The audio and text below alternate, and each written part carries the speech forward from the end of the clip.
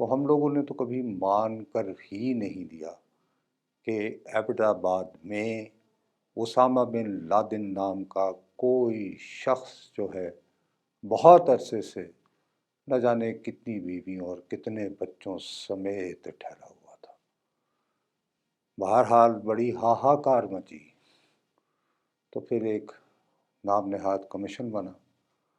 اس commission کی report بھی جیسے سانحۂ مشرقی پاکستان کے لیے حمود الرحمن کمیشن رپورٹ بنی تھی، وہ پبلک کے روبرو نہیں لائی گئی۔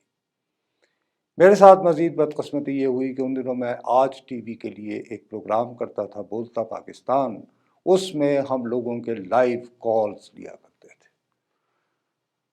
ان لائیو کالز کی اکثریت جو ہے وہ یہ کہہ رہی تھی کہ جی ہم اپنی فوج پہ اتنا کیوں خرچ کرتے ہیں، کہاں تھی ہماری ایئر فورس، ہمارے ریڈارز کہاں تھے۔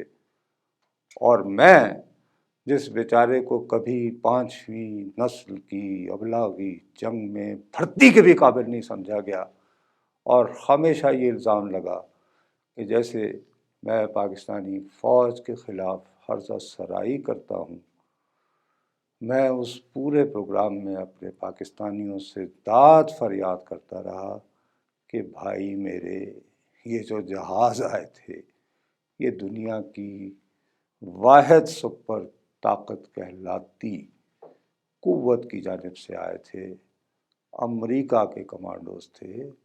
ہمارے اس طرح کے وسائل بدقسمتی سے نہیں ہیں کہ ہم انٹرسیپٹ کر کے انہیں روک سکتے۔